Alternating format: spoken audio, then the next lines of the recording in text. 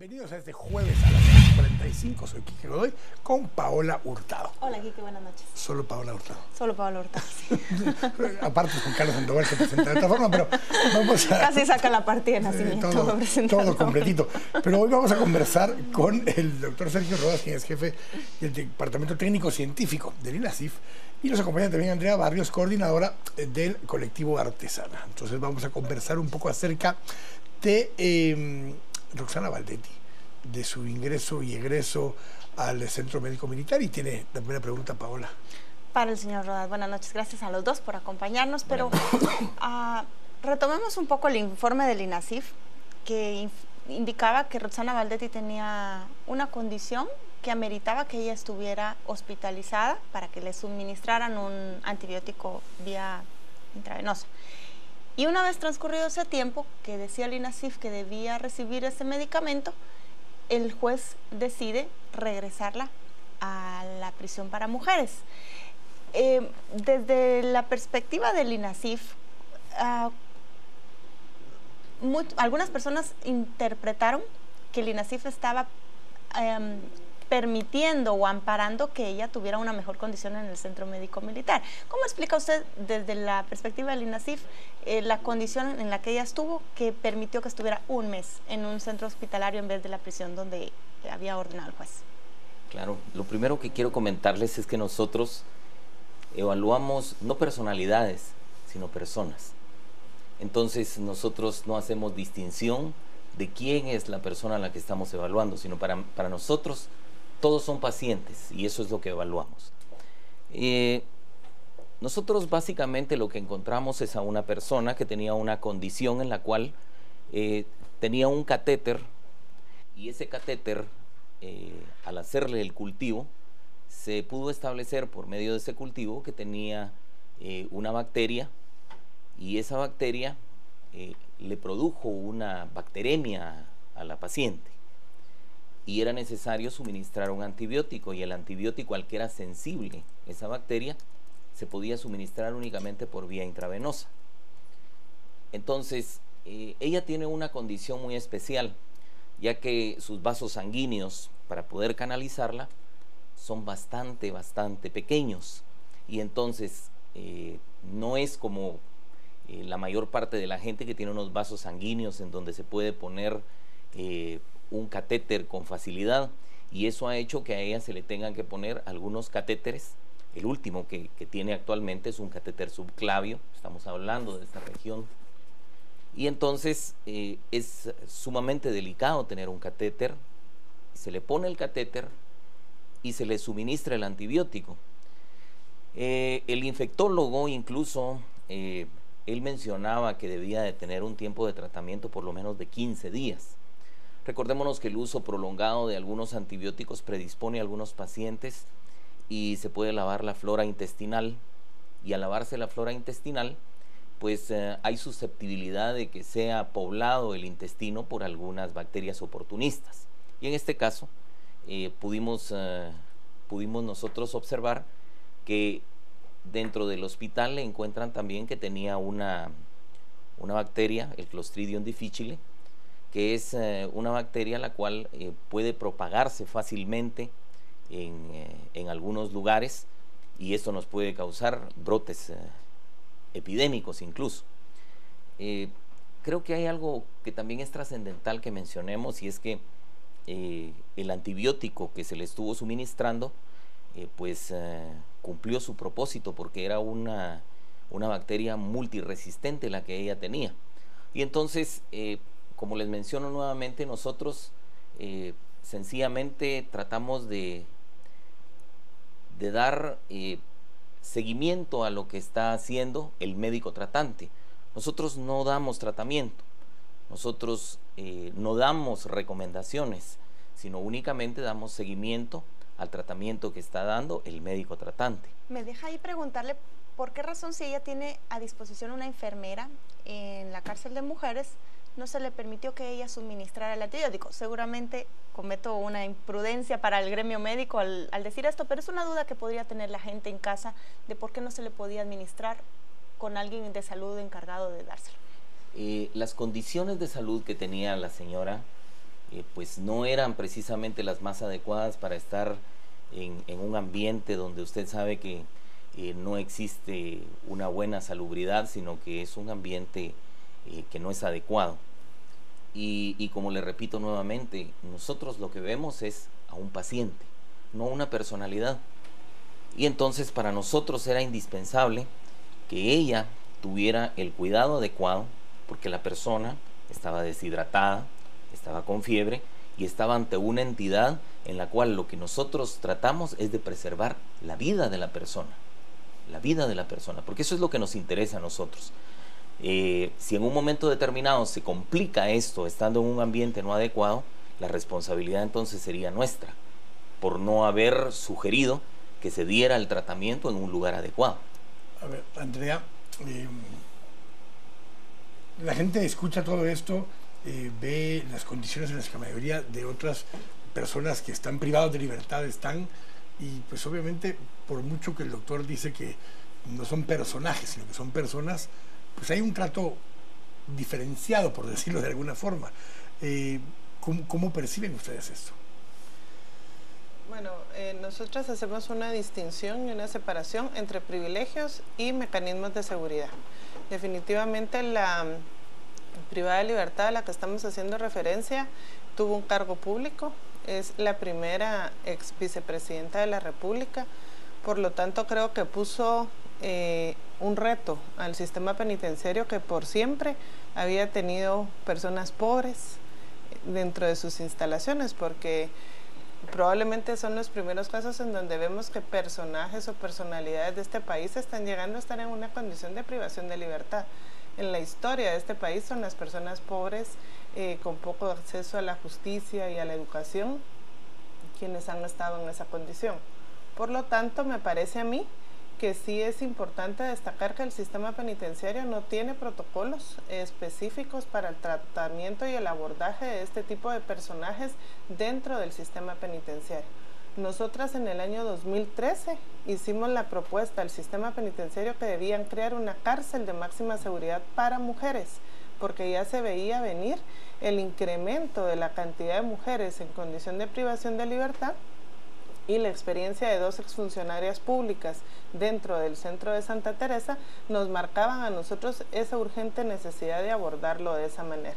Sin embargo, las condiciones en las que la señora Baldetti se encuentra dentro del centro Santa Teresa, de acuerdo a lo que nosotros pudimos monitorear, es en el área administrativa, en el segundo nivel del edificio administrativo, justo a la par de la oficina de la dirección del centro y la secretaría, lo cual facilita al sistema penitenciario garantizarle su seguridad.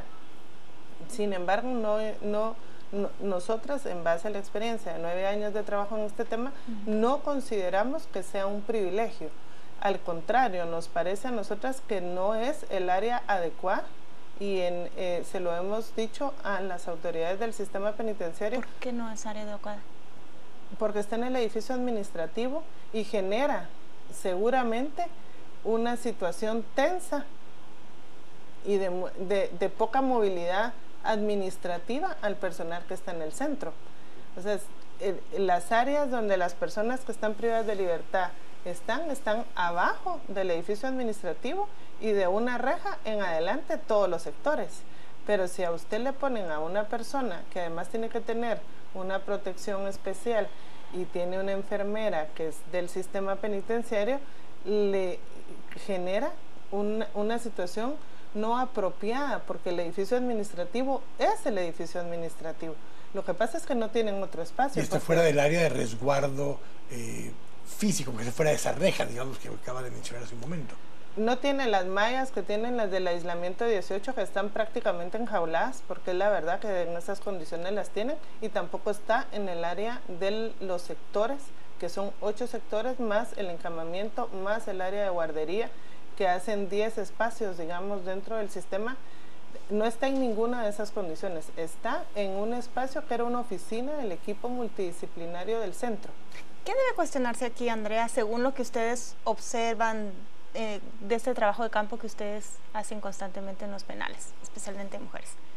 Debe cuestionarse que alguien como Roxana Baldetti tenga un baño a la par de su cama y que tenga una mesita de noche y una lámpara y que se le considere eso un lujo o una comodidad, o que las privadas de libertad en el resto del penal duerman 200 personas en un pabellón, que tengan un baño para esa cantidad de personas y que vivan casi enjauladas. ¿Cuál es el problema aquí? El problema es la falta de centros adecuados y la atención especializada hacia las mujeres. Las mujeres nunca han sido vistas como sujetas de derechos en el sistema penitenciario. Yo le puedo decir que yo tengo 9 años de trabajar. Cuando yo empecé, en ese centro habían 180 mujeres, que era su capacidad máxima. Hoy hay más de 1000. Y todos decimos, ¿verdad? Es el centro de prisión preventiva, es el centro de prisión preventiva. Ahí tienen que ir a parar todas las mujeres. Pero el problema es que las mujeres están en esas condiciones en el centro Santa Teresa y están en pedacitos hacinadas en centros de hombres en los departamentos. Entonces, lo que falta es una visión de género y una atención especializada hacia las mujeres en su totalidad, porque el sistema penitenciario de Guatemala está estructurado para hombres. ¿Por qué no crearon la cárcel de Matamoros para hombres, para mujeres cuando crearon la de hombres? Si se les planteó como una urgente necesidad de tener espacios también diferenciados para las mujeres. Ese es el problema, que no hay, es la ausencia, es el poco conocimiento que se tiene en cuanto a las necesidades específicas y las condiciones en las que deben guardar prisión las mujeres.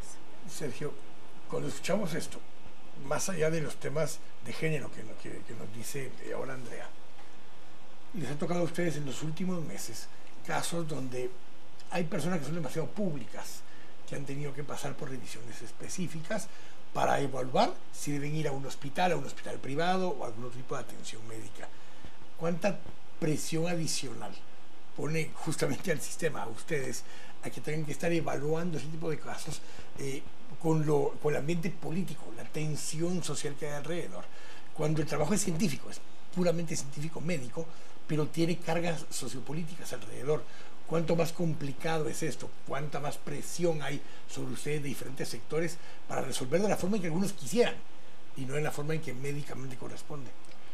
Pues yo quiero comentarle, Quique, que nosotros no respondemos a las presiones, sino nosotros respondemos a lo que realmente está pasando. Es decir, si una persona necesita determinado tratamiento, a nosotros no nos interesa si la opinión de la prensa o la opinión pública es que una persona debiera de permanecer en un centro de privación de libertad, sino que a nosotros nos interesa como persona, porque eso es lo que tratamos nosotros de hacer.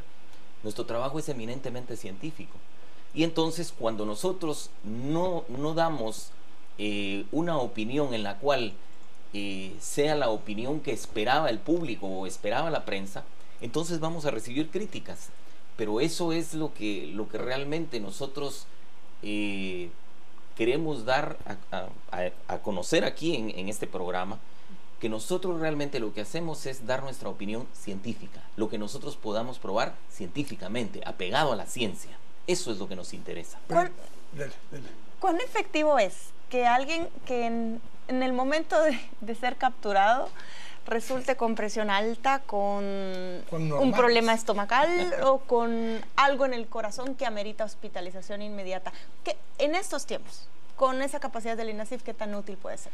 Mire, yo le quiero comentar que desde que se empezó a utilizar las exhibiciones personales para todas las personas privadas de libertad, hombres o mujeres, toda persona que es apresada, inmediatamente nos ordenan a nosotros que hagamos una evaluación para exhibición personal. Entonces, la cantidad de solicitudes se ha incrementado de una forma increíble, principalmente los días viernes. Nos han ingresado incluso hasta 57 solicitudes de exhibiciones personales. Entonces, lo que antes era de tener un máximo de unos 10 casos, hoy se eleva a 57 o más. Y entre todos los días de la semana tenemos una cantidad de solicitudes de exhibiciones personales que sobrepasa digamos que la capacidad que nosotros tenemos, porque ustedes bien conocen las limitaciones presupuestarias que tenemos dentro de la institución. Entonces tenemos determinada cantidad de médicos y tenemos una cantidad de solicitudes que sobrepasa la capacidad que nosotros tenemos de respuesta inmediata. Y no solo eso, sino que a veces nos ponen que tenemos que hacer evaluaciones y hemos tenido que nos piden evaluaciones que las tenemos que realizar en 20 minutos. Entonces, solo en lo que nosotros llegamos al centro de privación de libertad, estamos hablando de mucho más tiempo. No digamos hacer la evaluación o esperar que nos permitan el ingreso, regresar, hacer el dictamen y entregarlo a la autoridad que nos lo está solicitando. Entonces, realmente creo que estamos sometidos a un estrés porque la cantidad de solicitudes es bastante elevada. Yo quiero solucionar, se nos acaba el tiempo, pero a ver, la duda o la inquietud persiste de parte de nuestros televidentes que dicen, pero son privilegios. Andrea nos decía, no, son medidas de seguridad en todo caso para una persona que tenía ciertas características particulares. ¿Qué pasa con Giselle Reynoso? ¿Qué pasa con Marta Sierra de Stalin? ¿O qué pasa con cualquiera otra exfuncionaria o personaje de ese tipo que va a llegar a ese tipo de lugares? ¿Debería tener esas mismas medidas que está teniendo Roxana Baldetti?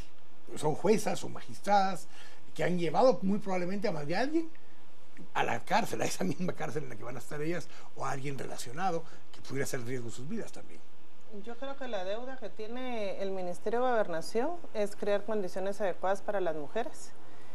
En general. En general. Sea la mujer que sea, porque las reglas de Bangkok, que es el estándar internacional, obliga a los estados a crear condiciones adecuadas y específicas para las mujeres de acuerdo a su condición de género.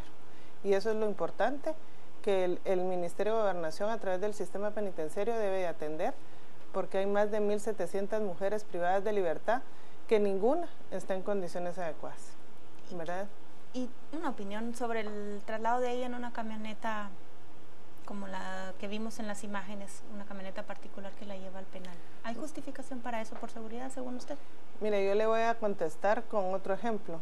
El día que la persona que tuvo que ver con el harinazo en su contra fue trasladada del Hospital Roosevelt hacia el centro preventivo después de haber dado a luz, fue trasladada en esa misma camioneta.